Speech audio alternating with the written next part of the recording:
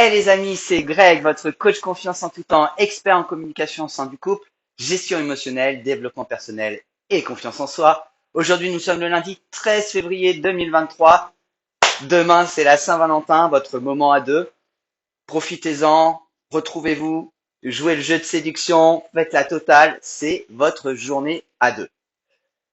Bien sûr, comme d'habitude, je vais vous laisser ma petite phrase de motivation. Vous êtes un rock. Oui, vous êtes aussi fort, aussi dur, aussi extraordinaire qu'un rock. Vous pouvez atteindre tous vos objectifs. En cas de doute, n'oubliez pas, nous les coachs, nous sommes là pour vous accompagner et faire sauter tous ces doutes et vous montrer votre force intérieure, cette puissance qui est en vous. Donc n'hésitez pas, faites appel à nous si vous voulez passer à l'action. Nous sommes là pour ça. Bien sûr, dans mon descriptif, vous avez mon adresse mail. Je suis aussi là pour vous accompagner, pour vous montrer que vous en êtes capable. Alors bien sûr, aujourd'hui, le sujet du jour, c'est mes enfants n'acceptent pas mon ou ma nouvelle compagne. Donc, avant d'attaquer ce sujet, je vais vous demander de me mettre des jolis pouces bleus si vous aimez cette vidéo, de vous abonner si ce n'est pas le cas. Si vous êtes nouveau sur ma chaîne, bienvenue sur la chaîne Grégory Catio Coach pour vous servir. Je suis là afin de répondre à certaines questions, peut-être certaines que vous vous posez, et pourquoi pas vous donner des méthodes pour justement réussir à atteindre certains objectifs. Alors aujourd'hui, bien sûr, sur cette vidéo, nous sommes sur mes enfants n'acceptent pas mon ou ma nouvelle partenaire, et donc pour cela, je vais commencer déjà par vous mettre des tranches d'âge. Et la tranche d'âge est important, donc je vais commencer de 6 à 12 ans. Pourquoi 6-12 ans? Parce que vous êtes sur des enfants qui commencent à comprendre le monde, qui commencent à comprendre la physique, à comprendre que le feu brûle, que l'eau mouille. Et donc du coup, ils agissent autrement, ils ont un minimum de réflexion. Et après 12 ans, nous sommes sur l'adolescence où nous avons les relations sociales qui s'appliquent à leurs réflexions, les opinions et les avis qui commencent à émerger au sein de vos enfants, donc la réaction ne sera pas la même. Donc premièrement, sachez que je comprends que cette séparation avec l'autre parent a pu être difficile. L'enfant, surtout à 6-12 ans, est une vraie éponge, réceptionne tout, votre colère, votre dépression si vous l'avez mal vécu, euh, vos envies de lâcher prise, etc., vos envies de lâcher l'affaire, de ne plus vouloir avancer. Et donc, il va falloir que vous soyez fort, en l'occurrence intérieurement pour vos enfants, et ce n'est pas toujours simple. Vous avez rencontré une nouvelle personne, vous jugez que cette personne pour vous est la bonne, sachant que vos enfants peuvent être un indicateur si c'est une bonne ou une mauvaise personne, en fonction de ce qu'ils vont vous dire. N'oubliez pas, entre 6 et 12 ans, vos enfants sont régis principalement par les émotions. Donc c'est ça là-dessus qu'il va falloir travailler pour que votre partenaire soit accepté par eux-mêmes, par eux. Donc premièrement, je vais vous inviter bien sûr à leur rappeler que vous les aimez, que vous tenez à eux, que vous serez toujours là pour eux. Leur dire régulièrement permet justement de faire un ancrage et un entraînement au sein de leur cerveau.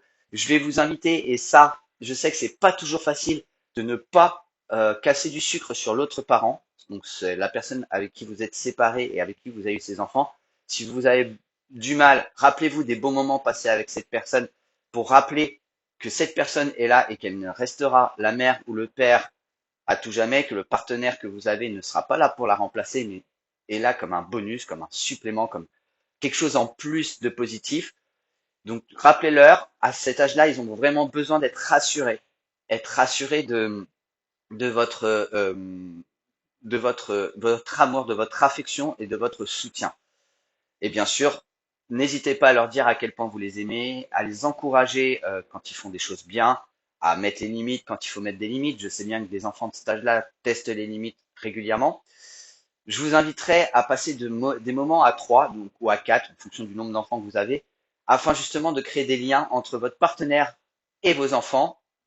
C'est extrêmement important. N'hésitez pas à faire des sorties, à partager, je sais pas, un baptême de cheval, un parc, une partie de foot, une partie de jeu de société avec cette partenaire. Il va falloir que cette partenaire montre à quel point elle est ouverte à vos enfants, qu'elle est voilà, qu'elle est présente aussi pour vos enfants. Je tiens vraiment à vous rappeler qu'il faut vraiment pas, quand vous parlez avec votre partenaire, devant vos enfants de l'autre parent. Évitez ce sujet-là. Si vous en parlez, parlez-en positivement ou de façon neutre. Voilà. Ne crachez pas, ne demandez pas qu'est-ce qu'il devient, etc. Laissez l'enfant s'exprimer. Posez-lui des questions sur ce qu'il ressent, en particulier sur ce qu'il ressent par rapport à la situation, sur ce qu'il ressent par rapport à votre partenaire, sur ce qu'il ressent par rapport à vous-même. Le fait de s'exprimer va permettre de se libérer un petit peu et de s'ouvrir un peu plus à votre partenaire. Un autre exercice que je conseille, c'est de laisser votre partenaire seul avec vos enfants. Alors, bien sûr, il faut avoir confiance, mais j'imagine que si vous êtes avec cette personne et que vous souhaitez qu'elle soit acceptée par vos enfants, vous avez confiance en cette personne. Donc, proposez une activité qu'ils fassent que ensemble. C'est histoire de créer des liens à deux, de créer de la confidentialité, de créer voilà quelque chose qui n'existe pas avec vous, qui n'existe pas avec l'autre parent, quelque chose d'unique pour l'enfant, qui lui permettra de s'ouvrir, de se libérer. Il se peut que ça se passe mal, mais si l'autre partenaire reste naturel, reste elle-même, voilà. Enfin, on sait que les enfants ont tendance à tester les limites, à faire des bêtises, comme on pourrait dire. Il se peut que votre partenaire ne se sente pas légitime pour reprendre dans les bonnes conditions d'imposer ces fameuses limites. Donc là, c'est une discussion à avoir avec votre partenaire, à avoir après avec votre enfant ou vos enfants et votre partenaire, comme quoi n'est pas l'autre parent, mais que ses limites ou les limites fixées sont importantes, qu'il faut l'écouter, qu'il faut la respecter ou le respecter, peu importe quel sexe a le partenaire. Donc je vous invite vraiment à vous concentrer là-dessus, à vraiment voilà et être à l'écoute de votre enfant, à l'écoute émotionnelle. Voilà, c'est important, c'est l'écoute émotionnelle. Est-ce qu'il a de la colère? Est-ce qu'il a de la peine? Est-ce qu'il est heureux? Est-ce qu'il est confiant? Etc. etc. Faites-lui dire ce qu'il a à dire. Parlez simplement entre 6 et 12 ans. Plus vous compliquez la conversation, moins il sera réceptif. C'est logique.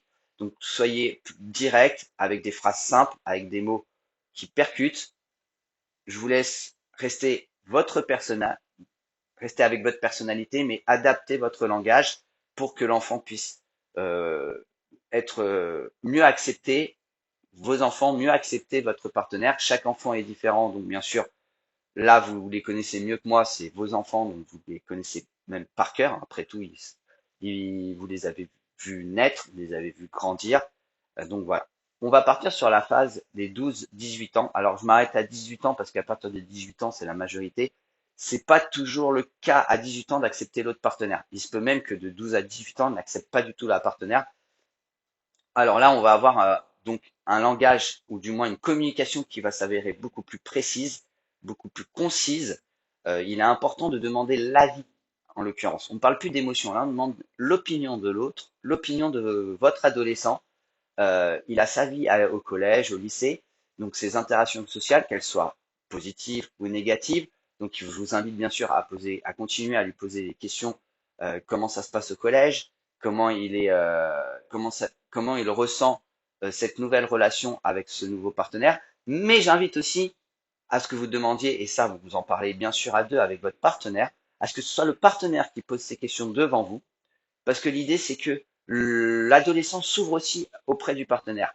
Alors, si l'adolescent n'accepte bien sûr pas votre partenaire au départ, il va être très dur. Et ça peut être extrêmement compliqué pour votre partenaire d'accepter ça. Donc, je vous invite bien sûr à deux à ce que votre partenaire se libère donc des émotions. Posez-lui les questions, vous pouvez trouver des solutions, que ce soit des sorties. Voilà, votre adolescent va peut-être dire non à une sortie, va peut-être dire non à une autre sortie. Donc, le fait de proposer sans insister n'est pas négatif. De vous insister, ça va être négatif. Donc, vous proposez, il dit non. Vous proposez une autre activité, il dit non. Ou sinon, vous proposez simplement quelle activité veux-tu qu'on fasse à trois. Voilà, est-ce que tu veux simplement faire une partie de jeux vidéo? On sait que les adolescents sont très jeux vidéo, donc pourquoi pas une partie de jeux vidéo à trois? Ça peut être marrant, ça peut être un cinéma, ça peut être n'importe quoi, mais essayez de débloquer votre adolescent par des activités qui puissent vous rapprocher. Encore une fois, comme pour les 6-12 ans, laissez votre partenaire essayer d'avoir une activité seule avec votre adolescent. Bien sûr, attention, je tiens à préciser, il faut que l'adolescent soit d'accord. Ne le forcez pas. Si vous le forcez, ça ne marchera pas.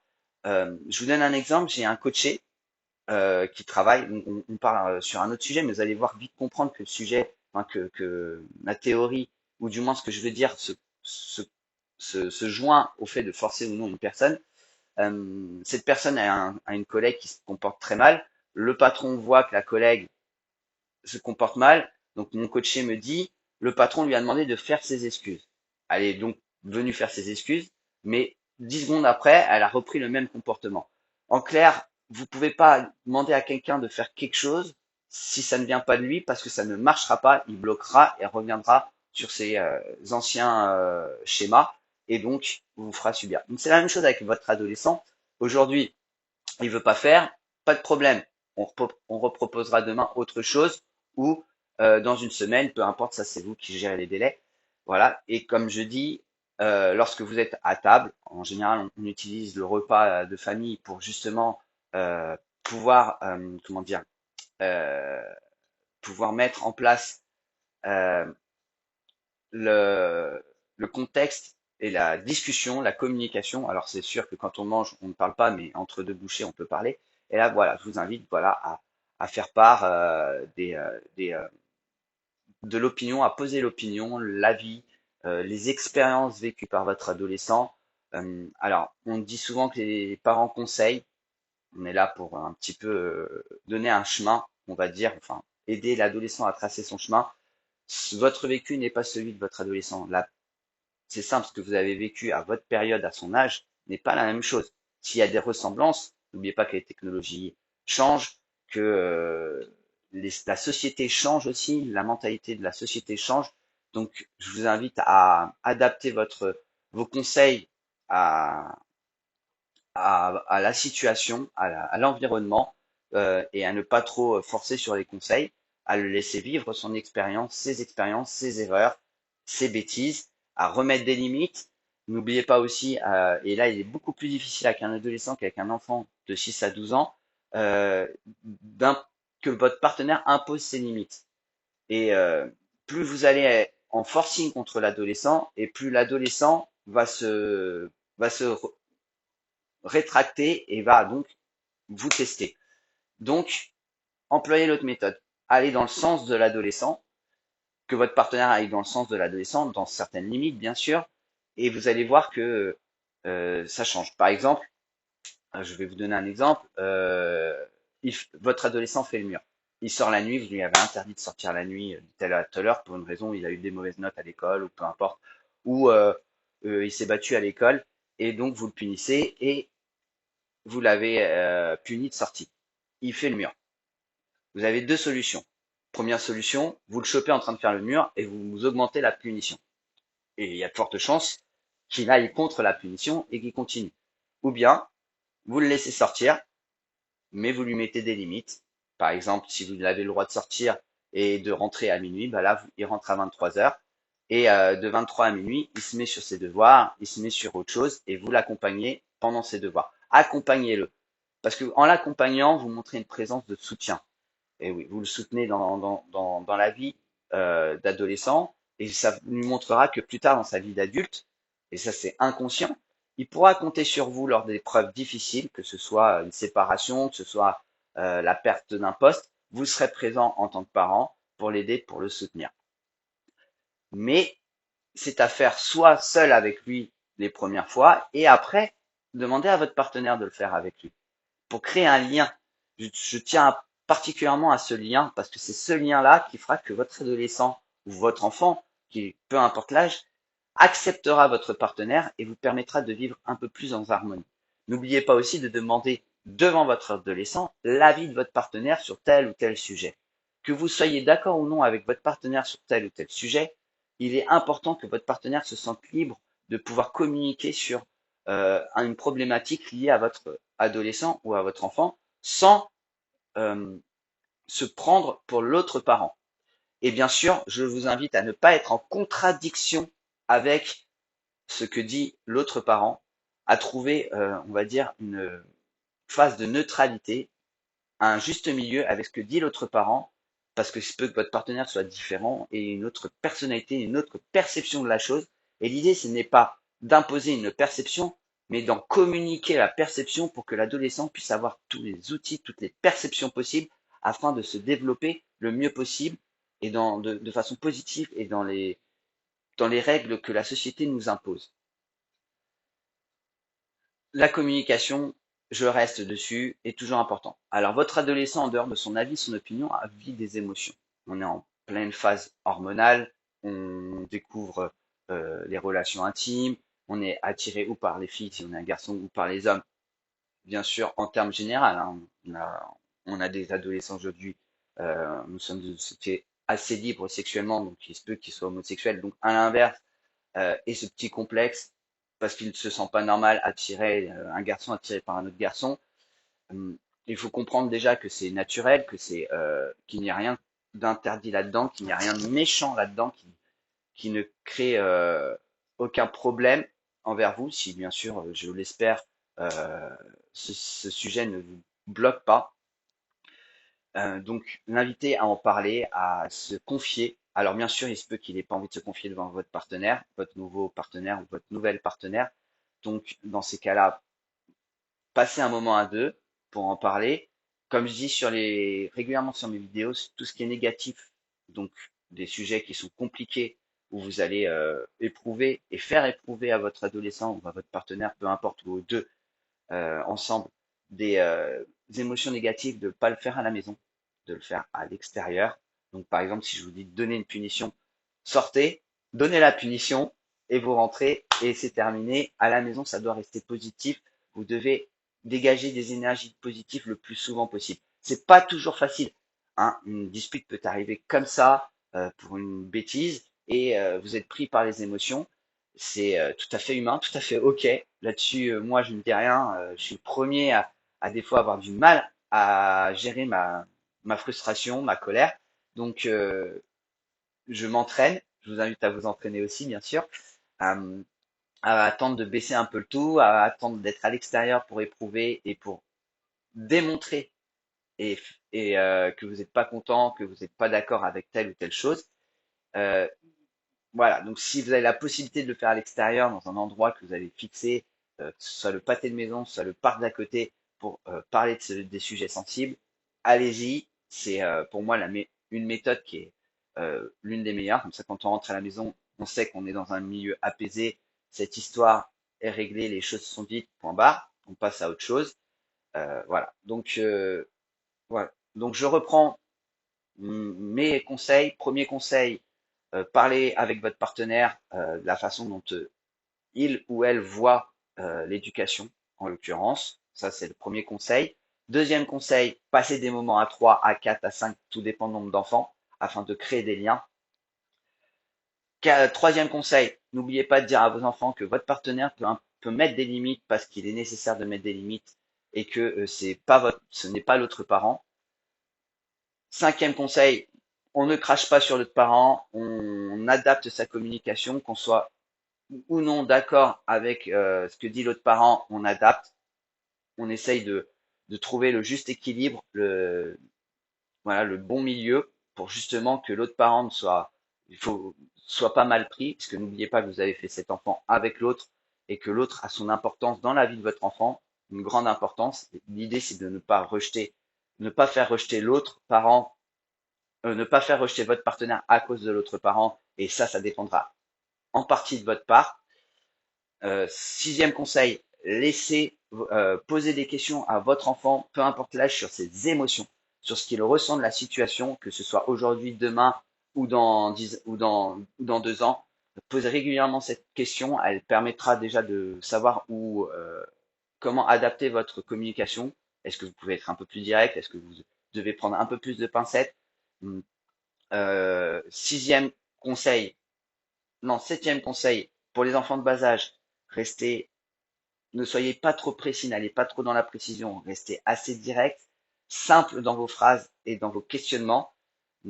Écoutez votre enfant, il est dans cette tranche-là, dans cette tranche d'âge, excusez-moi, il a beaucoup d'émotions, il vit beaucoup avec ses émotions et il découvre le reste. Dans l'autre tranche d'âge, 12-18 ans, n'oubliez pas de jouer à la fois sur des émotions, mais sur son opinion et son avis. vous verrez que s'il exprime son avis et son opinion et que vous en tenez compte, il acceptera plus facilement votre nouveau ou nouvelle partenaire. Bien sûr, vous parlez à deux, après avec votre partenaire, de l'opinion et de l'avis de votre enfant pour savoir comment adapter vos actions futures par rapport à son opinion et son avis. Huitième conseil, passez beaucoup de temps, laissez passer du temps entre votre partenaire et vos enfants seuls, sans votre présence, afin que ce lien se tisse encore plus fort. Voilà. Ça a été, voilà, je vous ai filé pas mal de conseils. N'oubliez pas, n'hésitez pas, mettez-moi des jolis pouces bleus si vous avez aimé cette vidéo. Si vous aimez mes vidéos, abonnez-vous à cette chaîne. Si vous avez besoin de vous faire accompagner sur une problématique, qu'elle soit celle-là, donc faire accepter votre partenaire par vos enfants, ou bien une autre problématique, mon adresse mail est en bas. Je vous prépare bientôt un nouveau site internet. Voilà. Je vous souhaite en tout cas une très bonne journée, une très bonne semaine et je vous dis à la semaine prochaine. Bye.